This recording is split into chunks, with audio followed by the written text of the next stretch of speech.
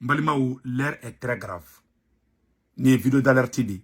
Président Assimi, il dit que ni vidéo là, c'est très très urgent. Malien ou nan sigilé mais anga wuli anga njo. Billet mardi 8 mars 2022. An wulila ka fanyana ko kiseti kan kumbe tomoktu dugu de be ko dire ko kiseti kan kumbe non. O e kelenye. Flanan tuguni où il y a bla réseau sans faire là avec une source très sûre.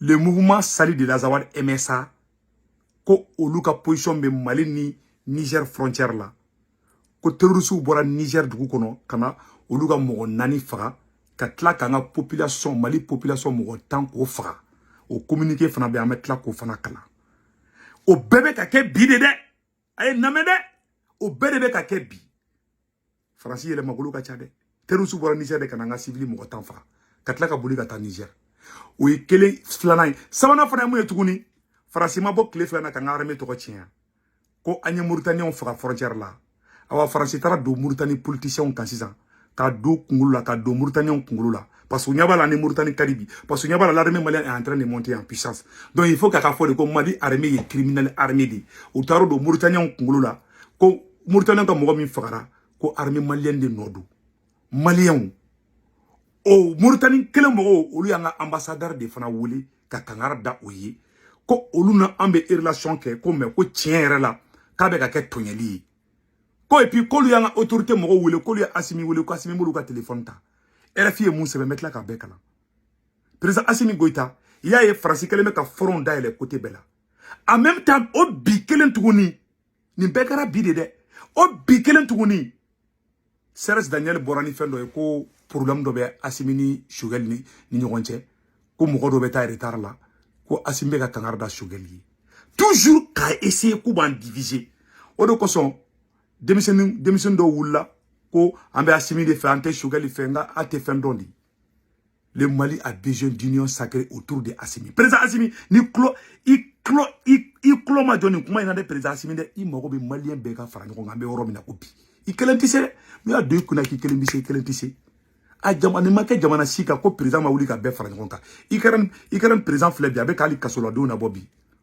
Kamarfa Douma ko ka jamana defa le pays a besoin de tous ses fils ametla ko rofo mais yana ngata ñefe aya la je France keleme ka foron da la cikomina I karam problème be sena ja France be fait qui profite au fait qu'avec guerre wuli Mali ni Mauritanie ñogonche angana sigi ka abana koy angana sigi no irisu be France tese ngo France de irisu ka duguci I karam que irisu ka dugu do de ngo France ni a jenyogo de jeraka irisu ka duguci I karam ni irisi labi ina fo Bamako ni Sigasso abina fo ni Sigasso fraka bo Mali la katla ka marfa di Sigasso ngako ka Bamako ci abu be balma mawdidu mais France kelo du fara donc ka fo onyena mo kana France minimiser ah non France tagara 600 amena nga politique kele de 600 ambe karsa disqualifié ambe tani Assimi double logique di ka o de ko so ngute fendo billahi ni mo gombe tien kalama kibe Mali fe bi iba ni be de ka fara ngo ngabi Assimi kelentisi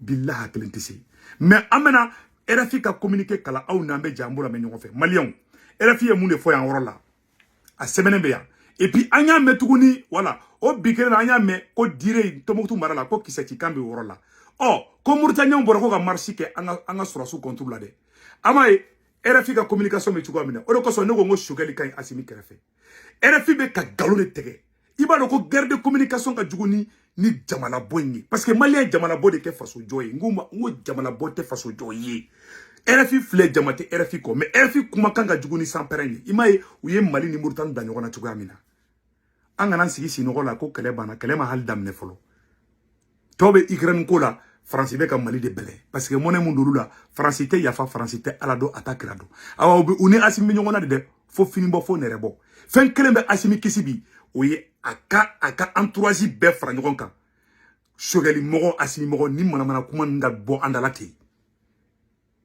ni mama clanco ou be nye jeune leader do yan fait anteni mana ko shilabli Paul Kagame urande be fra ngoga Assimi ijo oronya clanco nga dabla ikamalen dembe fra ngoga nga Mali kurajo billahi ni double jeune surasu na ma double jeune dabla numa da fira la kashi bonte ke kono abe la clanco to bula te to wudo halibi front joli dalel me Mali labi Attaque joli be ka ke Mali kono bi. Malien urine de bese ka to. Ni Mali opposant be farango ka bi ko ye amnesty ke bi. Billahi Assimi wallahi farasi yere jibe tege. Ali do bana do ken be son. Bon aka RFI ka communiquer la je. RFI o communiquer mi ke anno. Ango communiquer la je. RFI ko ya orola. Les autorités mauritaniennes sont en colère. Dans un communiqué publié mardi 8 mars 2022, le ministère des Affaires étrangères accuse l'armée malienne de crimes reculants contre ses ressortissants. Dans son communiqué, le ministère affirme par ailleurs que la vie de ses concitoyens restera au-dessus de toute autre considération, alors que les autorités maliennes ont entrepris un rapprochement avec Nouakchott suite à l'embargo imposé par la CEDEAO. Quelques heures plus tôt, son secrétaire général recevait l'ambassadeur malien. Nous appelons vos autorités à Bamako et elles ne décrochent même pas. Et c'est emporté ces derniers en cours de l'entretien sur une source diplomatique à Nouakchott. Troisième incident au même type. Plusieurs dizaines de personnes ont aussi manifesté ce mardi après-midi devant le ministère de l'Intérieur mauritanien des pancartes dénonçant les agressions de l'armée criminelle malienne.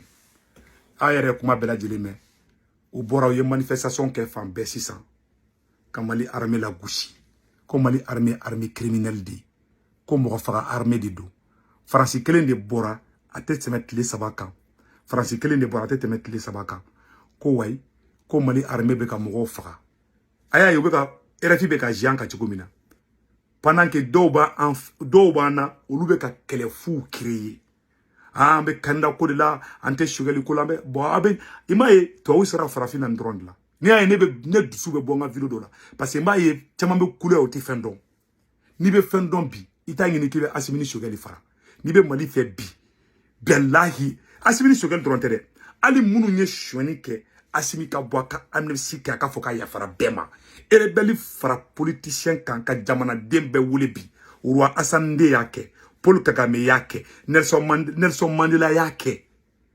A befana ka jamana sauvera fara. Ura Assemblée ta flene mba ira aula. Espagnolu yuka surasu bla kata Maroko atakeli munke. Maroko mazake de bora. Ka ya fara bema. Ali munu be kasola ya belabo. Ka misriwela wuli, ka chrétien wuli, ka soma wuli, ka muru wuli, ka dugutila ka wuli, ka demisunu wuli, ka mogoroba wuli. Ka befara nyokonka. Jama ka je ka tugu président ko. Kuka dugu ka libéré parce que tangina do de bena ko Assimi kelembisi Assimi kelentisi billahi tangina ngane do ne o yode ka ibekala ka bema bo ibekala Assimi vous êtes le président de tous les Maliens alaja Maroko roi e munke de alaja Maroko roi e munke aka jamana attaquer ay opposant wule chukuma angalaje voilà aya ka tout de du Maroc Hassan II.